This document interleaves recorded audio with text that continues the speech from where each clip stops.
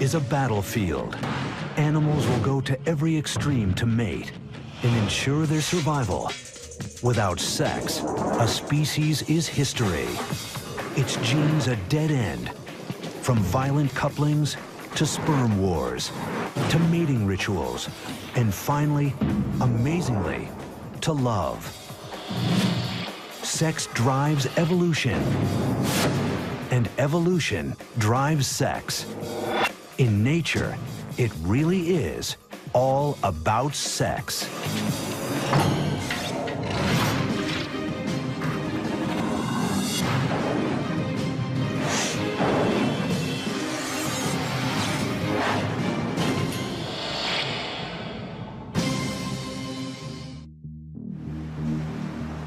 Just off the coast of Bimini Island in the Bahamas,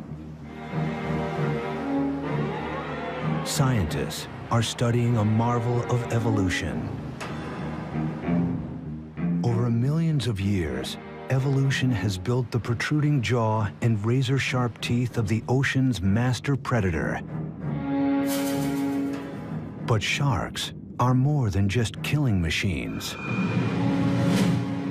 They are pioneers of sex. 500 million years ago, sharks really invented what people would call sex. Sam Gruber has studied sharks for 45 years. People basically don't know much about sharks, and they think of them as the death fish from hell, but really they're highly, highly sophisticated, tremendous animals. In addition to complex navigation and communication systems, sharks were one of the first to develop a whole new way to have sex. May not look like very much, but it represents a huge evolutionary leap in reproductive behavior. If you look very closely, you'll see these two little finger-like projections, which are called claspers, are actually the penis of the male shark. 400 million years ago, sharks became one of the first vertebrates to evolve a penis. But they were hardly the last. Over millions of years, the penis proved so valuable that it evolved independently in animals as different as insects, birds, and reptiles. The penis is a good example of convergent evolution because it serves one purpose, but it's arisen in many different ways in a variety of organisms. But how did the penis become so vital? 700 million years ago, sharks, fish, and other vertebrates have yet to evolve. Sea life is instead comprised of simple, single-celled creatures.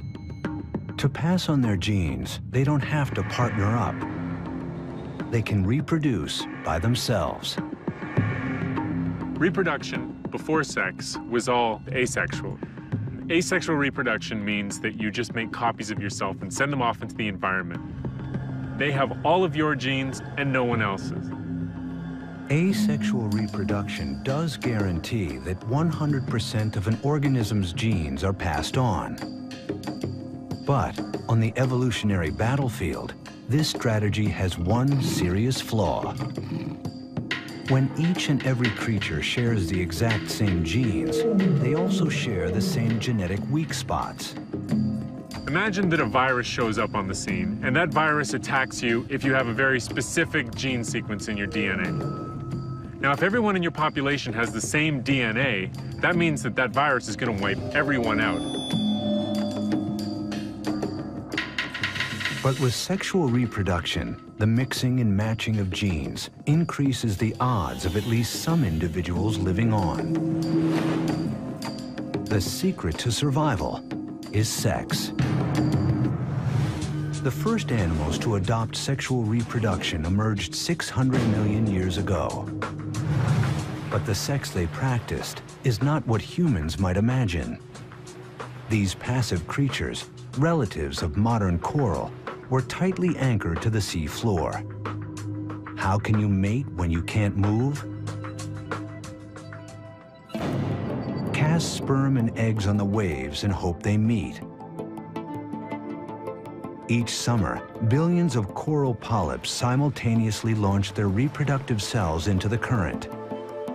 Each coral releases both sperm and egg, but instead of combining with each other, they wait until they encounter the seeds of another coral. No one knows how they do it. This mass spawning is one of nature's most arresting spectacles. But it evolved as a matter of survival.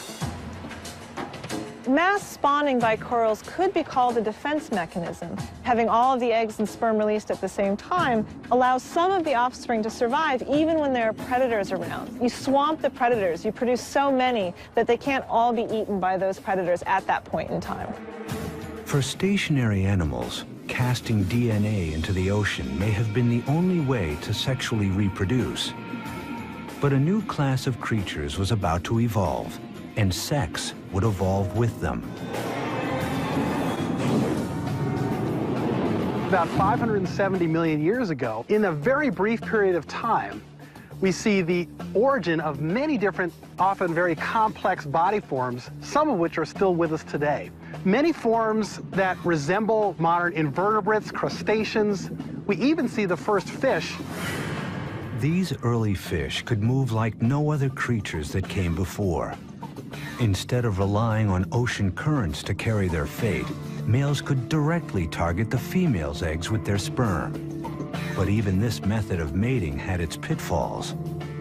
The eggs, once fertilized, were not only tiny and fragile, they were exposed. This forced the parents to either stand guard or abandon them altogether. It would take another 200 million years for evolution to come up with a new plan, which is where sharks come in. In sharks, evolution gave rise to an innovation that allowed males to deploy sperm directly inside the females. Sharks invented sex, so to speak.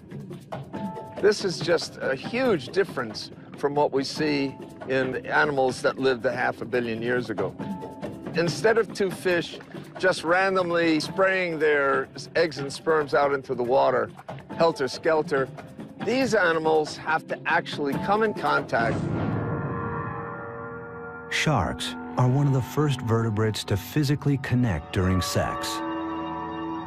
It may sound friendly, but with sharks, it's anything but.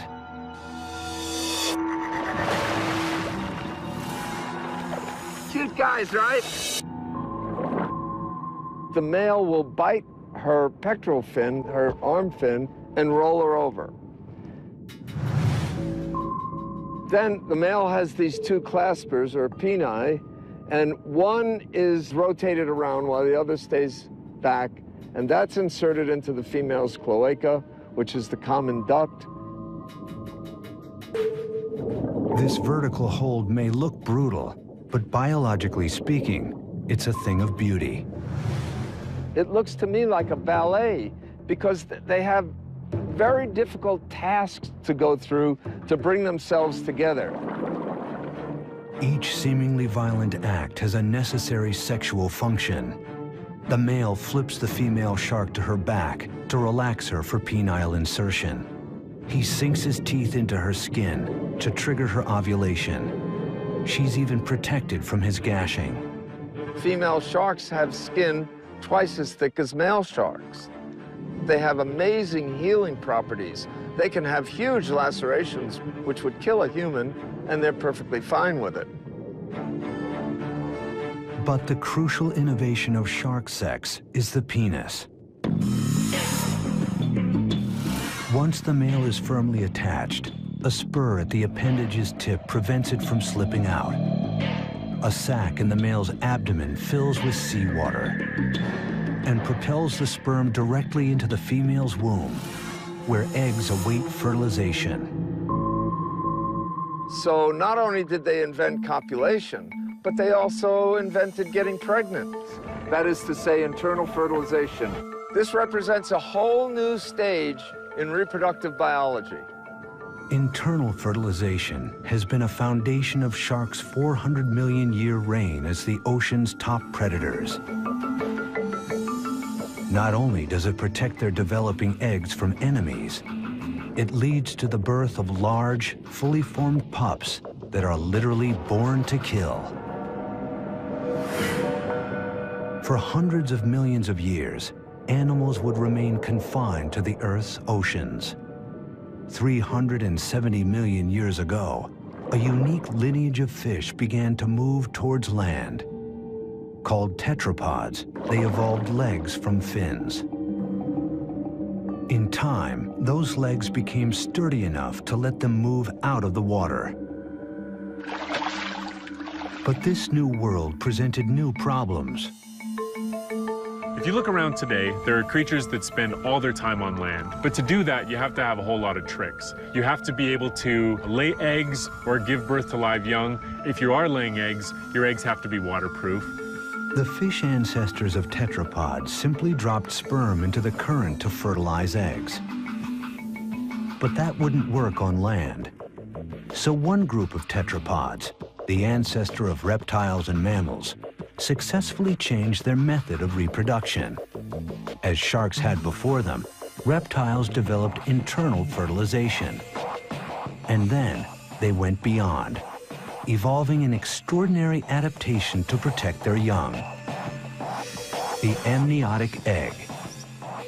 This marvel of evolutionary engineering not only nourished the developing young within, its hard shell kept the egg from drying out. The amniotic egg gave reptiles the ability to conquer land, reproducing, spreading, and growing on a whole different scale. And for the dinosaurs, this scale would be a big problem. When you're 40 feet long and weigh 6 tons, how do you do it?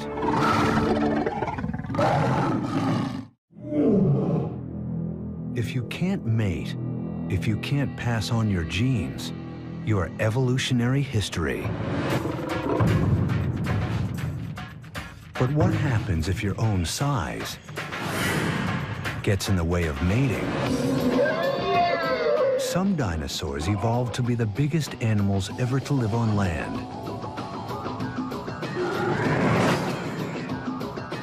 With dinosaurs like T-Rex topping out at more than 15 feet, sex gets complicated. And for all we know about dinosaurs, the details of their sex life remains a mystery. Imagine a 40-ton dinosaur trying to reproduce. Obviously, 2 of these behemoths would have had to get together, but exactly how they did so is still a huge question for paleontologists. Fossilized eggs are clear evidence that dinosaurs had intercourse and reproduced through internal fertilization like birds today. And the bones of dinosaurs are littered across all 7 continents. Testament to creatures that dominated the Earth for 160 million years. Clearly, these enormous animals must have evolved an extremely successful method of mating.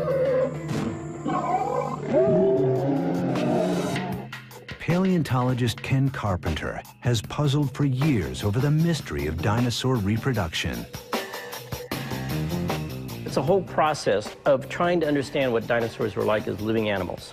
They had to have been able to reproduce in order to be so successful for over 200 million years. How did the males and females get together? What made Carpenter's investigation difficult was that all he had was bones. No reproductive organs have survived the fossil record. To discover what dinosaur sex might have been like, Carpenter turned to a creative mix of comparative anatomy, physics, and deduction. Starting with the dinosaur's reptile cousin, the crocodile.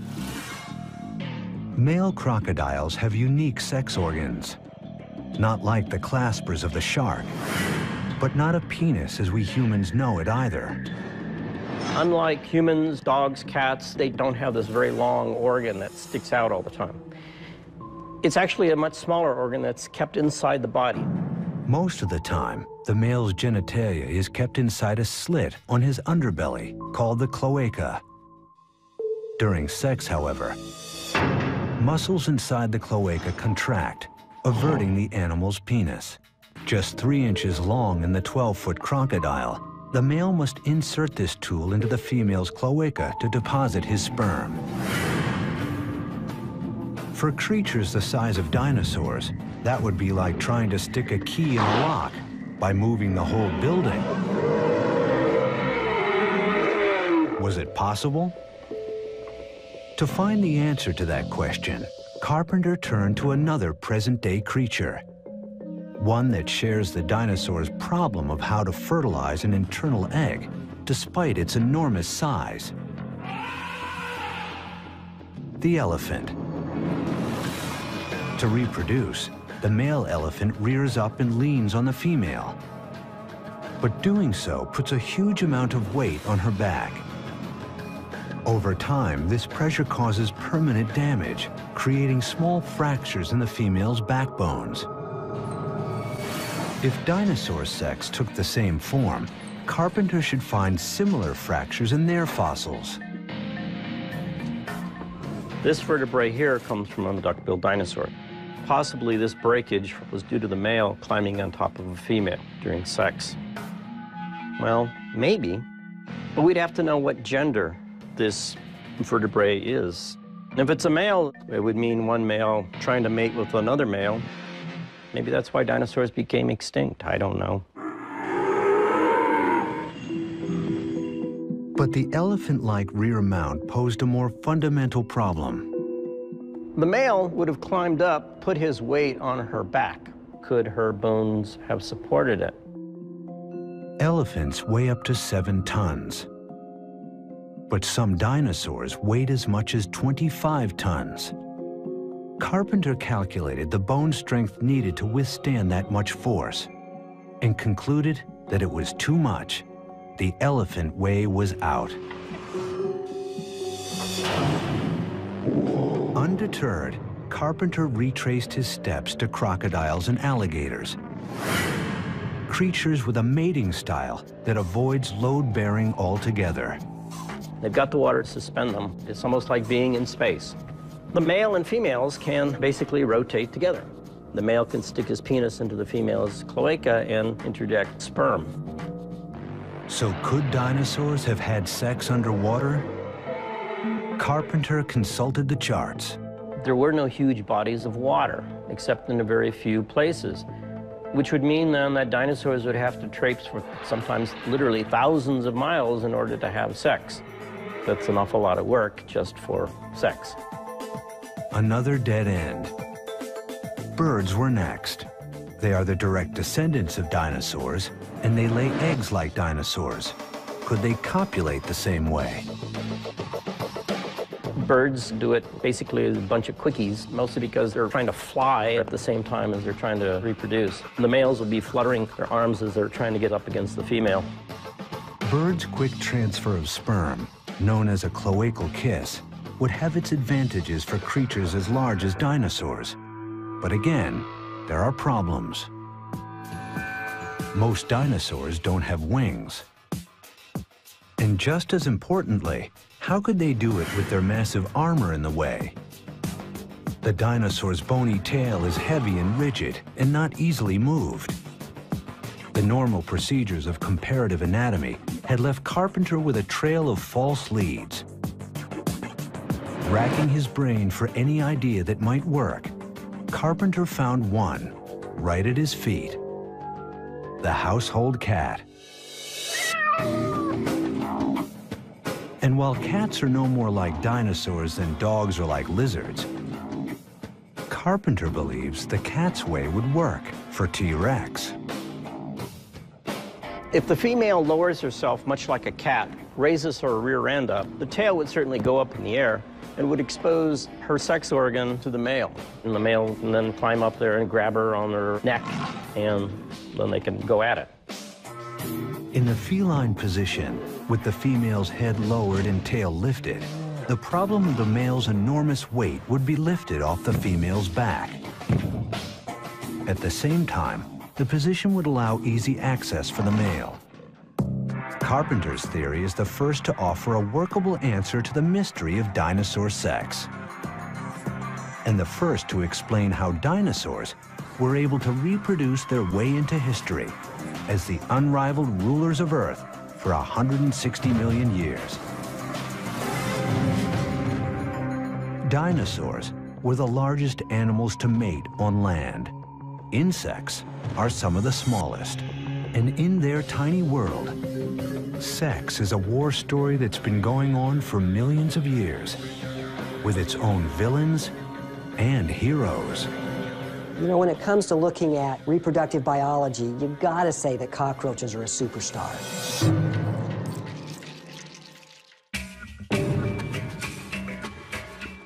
65 million years ago, an asteroid 6 miles wide hurtles down from the sky and smashes into the Gulf of Mexico.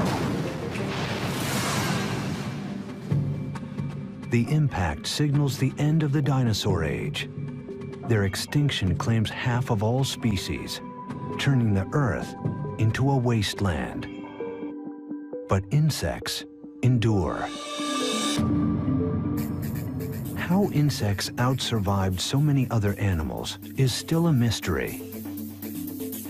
Some scientists believe the asteroid's impact caused a temperature shift that put insects into hibernation. When they re-emerged, they flourished, developing new ways to reproduce at staggering rates. But in the insect world, sex is more than just reproducing. It's a battle of the sexes, a war over sperm. Sperm competition has been extremely important in the evolution and diversification of insects. Males are, of course, competing to make sure their sperm makes it into the female reproductive tract. At the same time, females are able to manipulate which sperm make it to successfully fertilize the egg. The female seeks multiple sexual partners, giving her offspring a diverse genetic portfolio and a greater chance at survival. But the male seeks to father all the offspring. The more paternity, the better the chances for his genes. What the male wants and the female needs are in conflict and has spawned an evolutionary arms race, stretching the limits of evolution. A far cry from the shark's simple clasper, insects have evolved the widest variety of penis shapes on the planet. In one of the most shocking, the male damselfly's penis has sharp horns at the tip and spiky thorns down the side.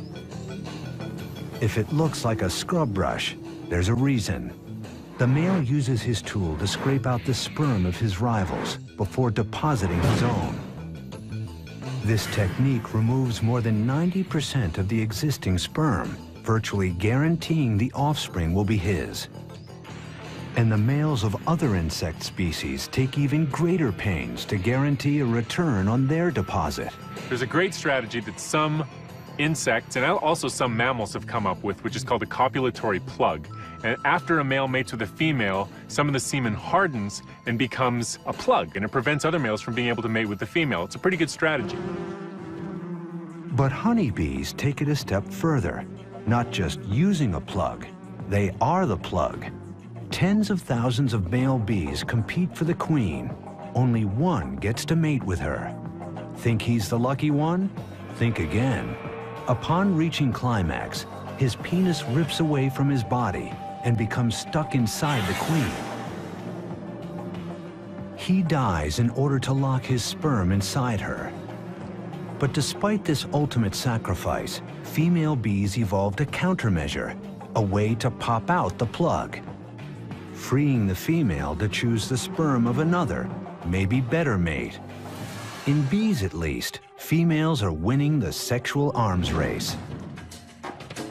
But in other species, the males are taking the lead. In stick insects, males have gone beyond the removable plug, evolving into living chastity belts. They attach to their mates for weeks to prevent any other male from fertilizing her eggs. And the male love bug takes this strategy a radical step further. Once he locks his sex organ inside his partner's, he throws away the key. The male's commitment to the act is total. Once joined, he spends the rest of his life in the act of copulation. After the couple is through mating, he will die, to be dragged around by the female until she lays her eggs. Eggs all fathered by that single male. From species to species, the sexual arms race is ongoing throughout the insect world. But in one familiar group, females may have found a way to finally end the war. Entomologist Ron Harrison heads up the cockroach extermination lab at the Orkin Training Center in Atlanta. To come up with ways to kill these ultimate survivors, Harrison spends his days studying the species most commonly found in homes. 95% of all cockroach problems in urban situations are German cockroaches. They're very quick in their reproductive abilities, and therefore that helps them become resistant to products that we actually use to try to get rid of them.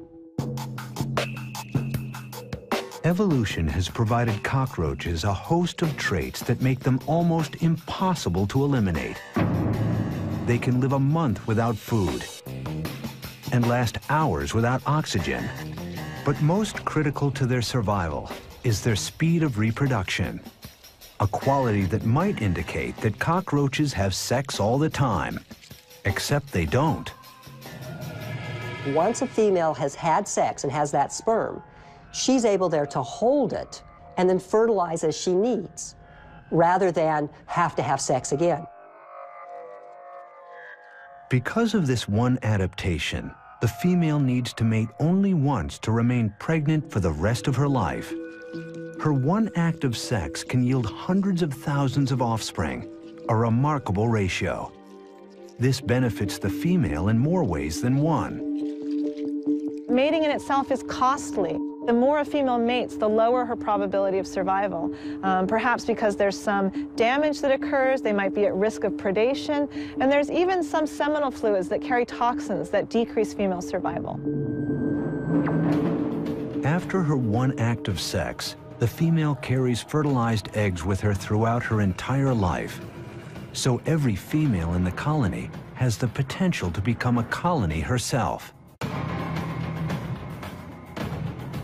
In pest control, what's really scary to us then is if you happen to have a German cockroach in the cuff of your pants or in your pocket or in a box that comes from the grocery store and it happens to be a pregnant female, that's all that's needed to get an entire population going.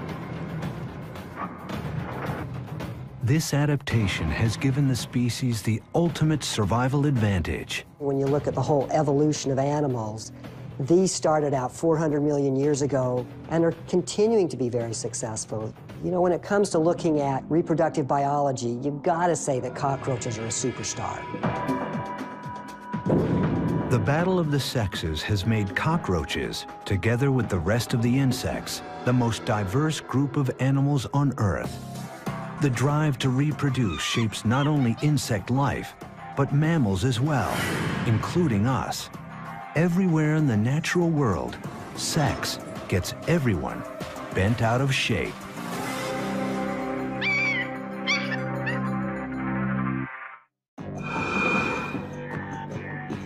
Animals will do anything to mate.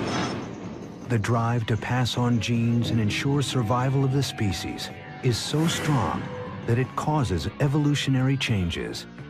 This process is called sexual selection. It's a type of natural selection, but it's the kind of selection for the kind of traits that evolve not to survive another day, but to win at the mating game.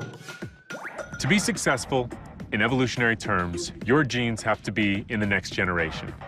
As soon as you have sexual reproduction, what you're doing is going out into the environment and looking for other individuals that are doing well and trying to get some of their genes into your offspring. You need to assess how everybody in your population is doing in terms of their reproductive output. The game of courtship in the animal kingdom is largely typecast. For the most part, males display, females choose. There's not an animal on this planet in the wild that will copulate with anybody. They all have favorites. Too old, too young, too scruffy, too stupid acting, and they won't do it.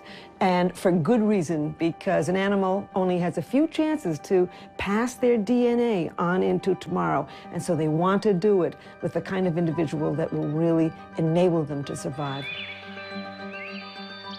And females can often have really weird criteria by which they choose which male they're going to mate with. Sexual selection has had huge consequences. Males of a species, they have to compete with each other to find a female. It gives rise to a whole different set of behaviors and appearances in animals to compete with other males and try to get a female mate. For example, a moose uses its antlers to fight other moose in order to win the opportunity to copulate with certain females. So there's two types of traits that evolve for sexual selection. One are traits simply to fight off members of your own gender, and others are traits to attract the opposite sex. The pressures of sexual selection worked on the male stalk-eyed fly to compete for the largest eye stalk, on the male finch to sing and to show red, on the rhinoceros beetle to grow massive fighting horns, on the male lion to grow his mane, and on the male giraffe to grow a powerful long neck. Some forms of sexual selection can actually drive species extinct because the traits that females prefer are so elaborate that they actually get in the way of day-to-day lives of males. Take the case of the Irish elk, the ancient cousin of Europe's fallow deer. Females really liked big antlers, and so over time, males with large antlers were selected over males with smaller antlers. Over progressive generations, the average size of antlers in the population got bigger and bigger and bigger and bigger. Eventually, the antlers got so big that they were at the very limit of what an animal can sustain and still survive in its environment. And ultimately, the Irish elk went extinct, and a lot of people think that it went extinct because its antlers were just too big. But even after the rams have butt heads and the mating has begun, in some species, the female has more work to do to be sure the goods are delivered. The female or the male approach each other, then the male mounts the female. After 1-2 seconds, the female starts calling. German primatologist Donna Pfefferle works with a unique group of wild macaques who live atop the Rock of Gibraltar.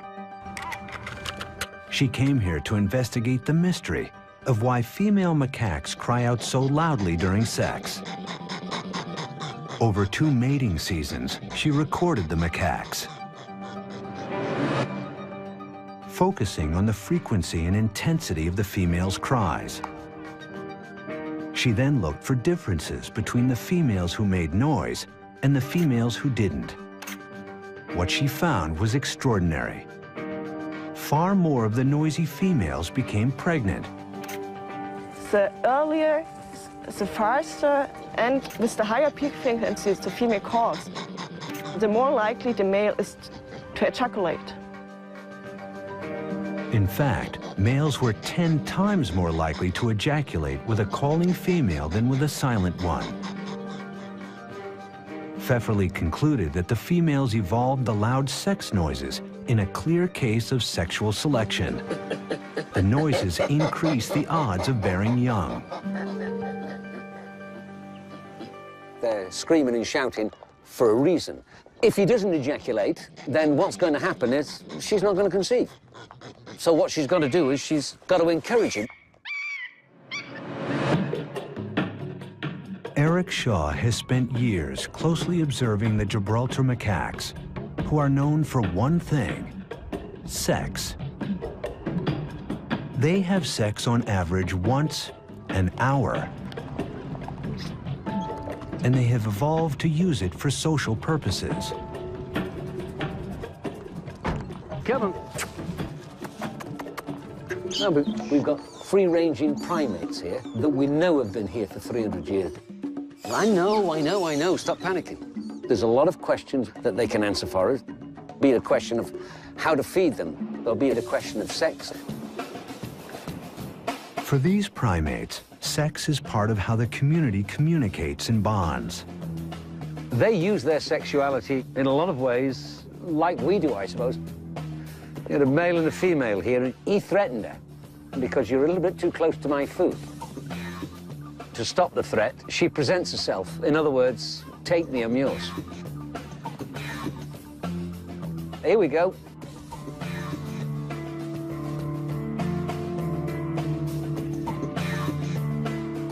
That was sheer, total submission and passiveness. She presented herself, I'm not a threat.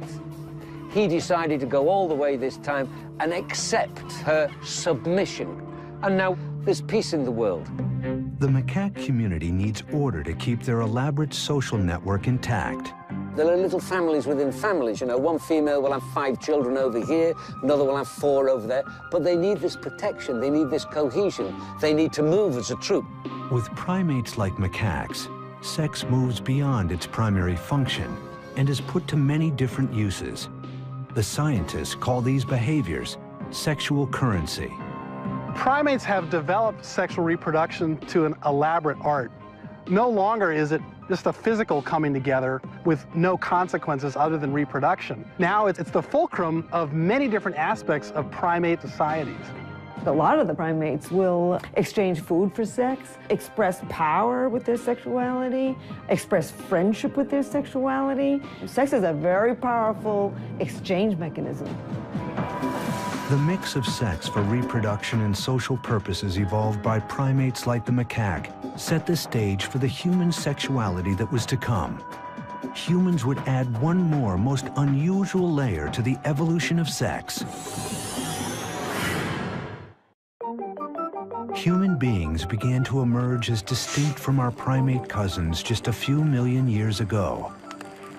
When our ancestors came down out of the trees and began to stand up on 2 feet instead of 4, they also changed some of their sexual anatomy. Helen Fisher studies the evolution of human sex. The female vaginal canal is no longer tipped backwards the way it is among chimpanzees. It evolved to move somewhat forward, probably for easier access during the missionary position. As the female's anatomy changed, so did the male's. The penis had to reach deeper into the female's body, so it evolved to become significantly larger. Today, humans have the biggest penis of any primate and the most highly developed brain. I think the human beings made their biggest leap in terms of sexuality with the evolution of the brain. Over time, the human brain grew large, so large that its hard skull became a threat to successful reproduction. At some point during human evolution, we began to not only to stand up on 2 feet instead of 4, but the brain got to be too large for the birth canal. At that point, women began to have to bear their babies sooner so that they could get out of the birth canal. No one knows how long the first human mothers carried their young. But we do know that today, a 21-month pregnancy would be necessary for a human baby to be born as fully developed as a newborn chimp. With every human born essentially premature, family bonds became a necessity for survival of the species. And that necessity, argues Fisher, explains the mystery of love. As we evolved babies that would have a very long childhood and even adolescence, we began to need to sustain a partnership with somebody long term. And thus we see the evolution of these romantic love and deep attachment to a partner. Fisher studies the specific areas of the brain involved in sex and love. Inside an MRI machine, subjects are directed to think about their lover by looking at his or her photograph. As they do, their MRI lights up with regions of intense activity. An entire brain system devoted to love. By 2 million years ago, we began to build this very large cortex.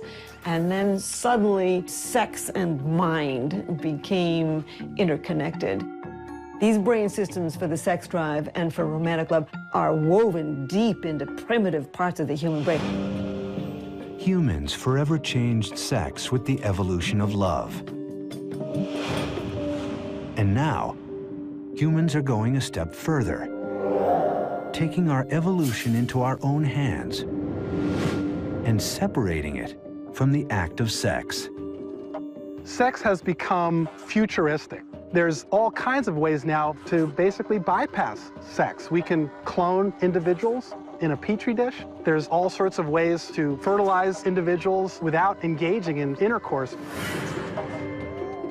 What is occurring today is that biology is beginning to manipulate those processes to alter its own self and to take control of its own future evolution.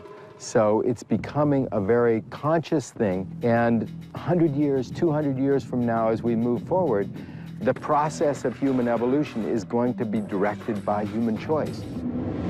Gregory Stock is a biophysicist and the author of a book entitled Redesigning Humans. He is an advocate of human genetic engineering. And I could see a time when it's viewed as just kind of careless to conceive of children by the old ways, where it's just some random meeting of egg and sperm. How could you be so careless about something as important as a child? Stock believes the logical first step will be genetic screening, a process in which couples will be able to bring their sperm and egg together in the lab to generate multiple embryos. Then pick the one with the most desirable traits. So I think it'll be the parents will make choices about their children that are a little bit different from themselves, but really resonate with their own personalities. If they're really outgoing, they'll want children that are outgoing. If they're really conscious about their own intelligence, they'll choose kids that have a little leg up in that realm. If they're really athletic, they're going to want an athlete. And I see an enormous diversity as we go out into the future. We already are living in the age of engineered reproduction. The first so-called test tube baby is now in her 30s. Successfully cloned animals include the mouse, sheep, cattle, cat, horse, and chimp. Theoretically, the technology to clone humans exists, but hasn't yet been used. For Stock, a future of engineered humanity would simply be a new phase in evolution, consciousness having evolved to the point where it can chart its own future. As you begin to have meaningful choices, things that can be done that people consider to be of value, for instance, a genetic screening so that you can be absolutely certain that your child is going to be very, very healthy, then I think you're going to get these technologies used in a very, very broad fashion. Natural selection has made some bad choices in the past. An awful lot of people have very bad backs. They've got bad shoulders. They pull out various parts of the body because it's not yet perfectly evolved. And if we could make some changes in selection so that we get rid of genetic diseases, it would be an improvement. As humans move to take the reins of their own reproductive evolution, a vital debate has begun. Genetic engineering in humans is a very risky activity. The problem is that by introducing variation, we might not know what all the consequences will be. We may insert a gene that we think causes one effect, but in fact it will cause other effects and disrupt the normal functioning of our chromosomes. Of course there are going to be problems. There are always problems with using technology, especially potent technology. But that doesn't mean we shouldn't go there. It's going to be a very messy, a very chaotic, a very unpredictable process. And to me, it's just the next stage of evolution. Taken to its logical extreme, in the future, the act of sex may have no place in human life at all. But for most scientists, the thought that the human animal would drop a behavior that is the product of millions of years of evolution is highly remote. Genetic engineering is far from the end of sexual reproduction. we're far from evolving beyond sex. I don't think that's ever going to happen. As long as there is life, it seems there will be sex.